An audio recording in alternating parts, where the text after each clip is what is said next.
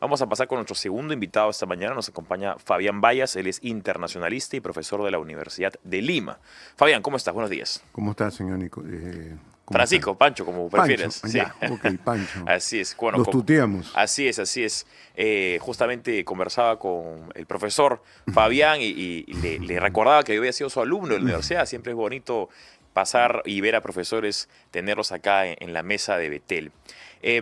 Bueno, el tema en cuestión es esta constante pelea o constante disputa geopolítica entre Rusia y los Estados Unidos. Recientemente ha habido un contundente ataque con drones por parte de Ucrania. ¿Cuál es la salida que ves tú o cuáles son los siguientes eventos que puedes vaticinar? A ver, no se puede explicar este ataque sin haber analizado qué iba a pasar. Ujú, En el encuentro de Estambul entre los dos equipos, por una parte la delegación rusa con la delegación ucraniana. ujú, Allí prácticamente, si uno observa el memorando de demandas de Rusia, pedía la rendición incondicional de Ucrania, ¿no? ujú, Por ejemplo, le pedía en primer lugar que reconocieran los 4 estados que estaban en disputa ujú, y la península de Crimea como territorio ruso.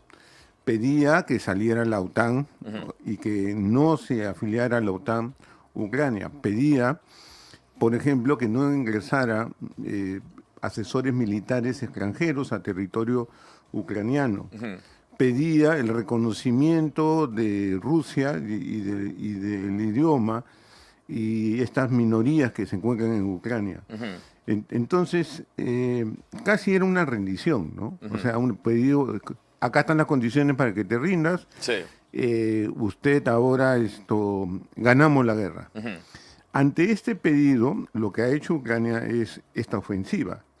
Esta ofensiva que demostraba al mundo que Ucrania todavía le falta mucho para que llegue a ese punto, ¿no? sí. Por eso es que esta demostración de fuerza que Ujú. hizo, muy bien planificado, ha ha cambiado las fichas dentro de las negociaciones entre Ucrania y Rusia. Ahora, desde que Donald Trump asumió la presidencia en Estados Unidos, ¿cómo ha continuado la relación entre Estados Unidos y Ucrania? Porque con Joe Biden, el gobierno estadounidense entregó decenas de miles de millones de dólares para la causa bélica de Ucrania, llegó Donald Trump y él tuvo una política distinta. ¿Cuál es el apoyo que tiene Estados Unidos ahora con Ucrania? Bueno, en primer lugar hubo un intento del nuevo gobierno, bueno, ya no tan nuevo, ya tiene 6 meses más o seis menos. meses de el presidente estadounidense, Donald Trump, Ujú. de cobrarle lo que le había dado en armas, ¿no? Sí. Esto fracasó y ahora, si bien es cierto que ya lo anterior, dado por Biden, no se lo va a cobrar, ahora sí quiere cobrar por las nuevas armas que le brindaría Ujú, Estados Unidos a Ucrania. Y esto a través de, como no tiene dinero Ucrania, estaba dispuesto a firmar pues un acuerdo para poder explotar lo que se denomina tierras raras, sí. que es muy importante en el futuro, Ujú, como el tusteno y otros minerales más, para poder implementar tecnología en el futuro. ujú. Entonces, Tan rico es Ucrania en diferentes materiales o recursos como para que sea eh, punto clave para Ucrania o para Estados Unidos o para Europa. yo creo que más que todo es la desesperación de Estados Unidos, porque el 70% de estas tierras raras provenía de China, y China no le va a proveer. Ujú, Entonces le quedaba un 30% de lo que había en el mundo, ujú. de los cuales Groenlandia era la otra fuente, Sí. que se ha negado sistemáticamente de proporcionarlo. Ujú, Y Ucrania también tenía. Entonces hay una presión por parte de la realidad, de la necesidad de poder obtener estos minerales tan importantes porque va a jugar un papel geopolítico en el futuro. sí, claro, y por la desesperación de recobrar la potencia mundial, Estados Unidos está dispuesto a hacer mucho. ¿Tú crees que Estados Unidos sigue siendo la potencia mundial o ya dejó de serlo? Mira, yo creo que sigue siendo la potencia mundial, pero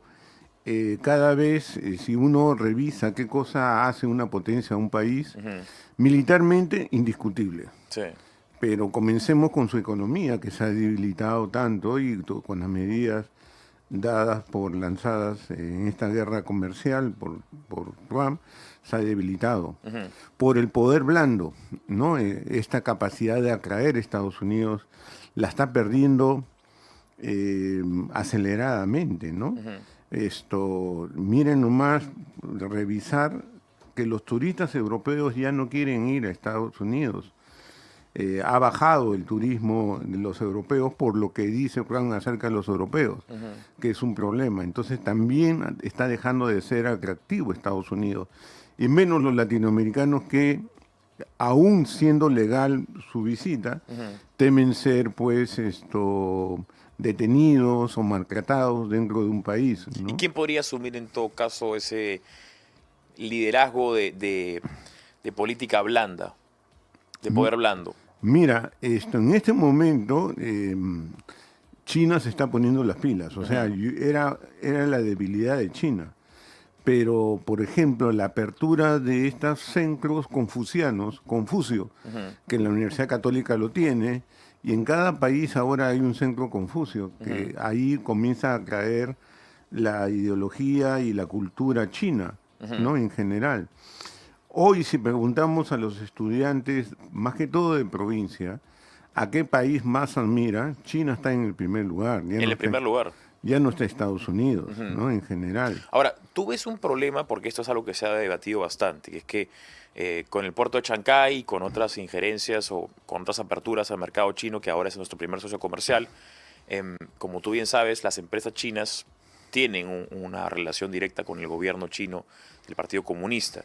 ¿Tú ves un problema con que abriéndole tantas puertas a China, eventualmente también no solamente venga de China la inversión, sino también una injerencia política? Mira, el gobierno peruano tiene muy claro, más que todo la Cancillería, porque el gobierno hablar a estas Sí. alturas es un decir, ¿no? Eh, La Cancillería peruana tiene un concepto bastante claro. Su política exterior es multipolar. ujú. Mientras más recibamos capitales De de diferentes partes. diferentes bloques, Ujú. vamos a tener un equilibrio, ¿no? Esta situación de tener a su primer socio comercial a China y el segundo a Estados Unidos, si uno revisa en la región, casi nadie lo tiene. Ujú. Entonces, ¿por qué? Porque es envidiable, ¿no? Tener a las dos potencias como sus principales socios comerciales. Sí. Pero cuando se ha entrevistado con el ministro de Defensa en el mismo Pentágono, el canciller y el ministro de Comercio, le ofreció abiertamente la posibilidad de la apertura de un puerto financiado por Estados Unidos en el Perú, Ujú. ¿no? Entonces, Estados Unidos por esa parte no está muy interesado, ¿no? Aparentemente no está muy interesado, pero sí está interesado que Perú deje a China como su principal aliado, ¿no? Sí. Eso sí están bastante interesados, Es ¿no? parte de la guerra geopolítica, ¿no? Invertir simplemente para que no sea otro el que invierta más. Claro, pero la cuestión es que no hay indicios de que Estados Unidos esté interesado en América Latina y menos en el Perú. Y hay lo que se conoce como el triángulo, un triángulo entre creo que es Bolivia, Argentina, Paraguay, o los países cercanos a nosotros donde están justamente también minerales raros importantes para la Litio. litio, el triángulo de litio. Ahí está. ¿El Perú no es parte también de estos países que tienen bastantes minerales raros? Sí, el Perú podría ser una potencia en litio, Ujú. pero el litio está en Puno. Sí, Y difícil Puno sacarlo. es un lugar bastante conflictivo Ah, históricamente, ¿no? Entonces, reacio a la extracción de minerales. sí, entonces ese es un problema político que yo no le veo solución al corto plazo, Ujú. ¿no?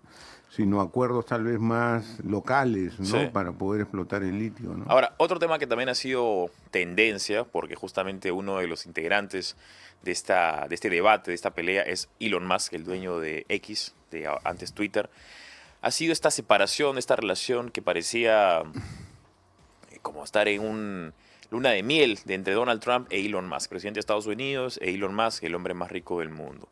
¿Qué ha pasado ahí?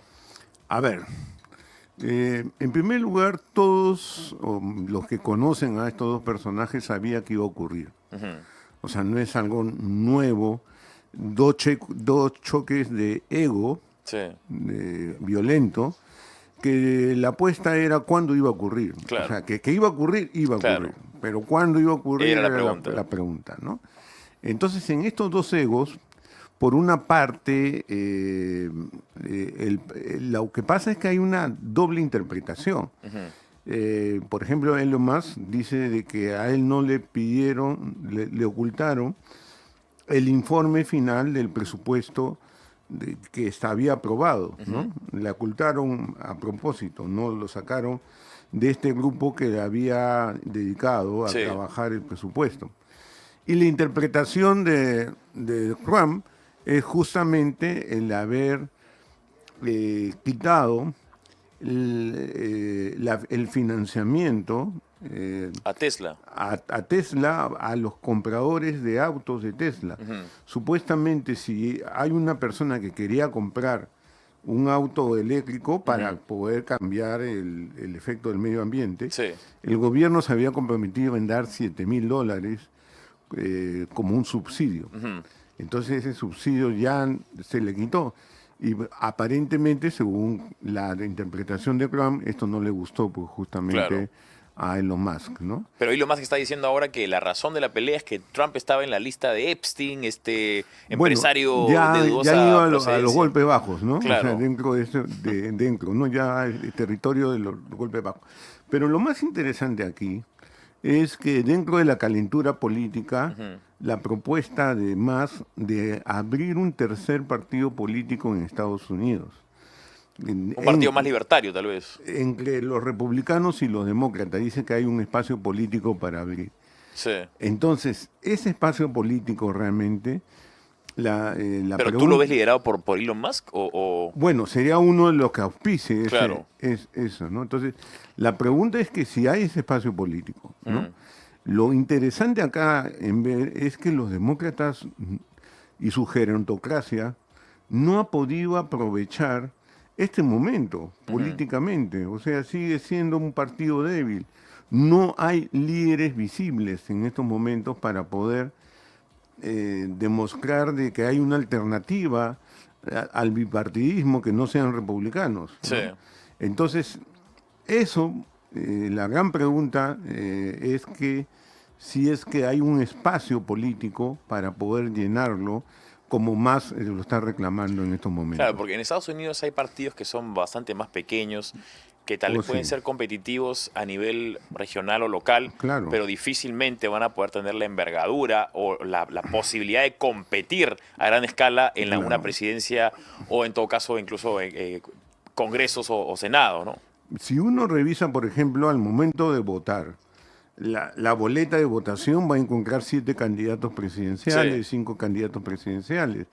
Pero claro, En la práctica son dos, pues, ¿no? claro, son 2, pero por X razones el Partido Verde se lanza, hay por ahí otro partido local que quiere hacer aspiraciones nacionales, etcétera, ¿no? Sí.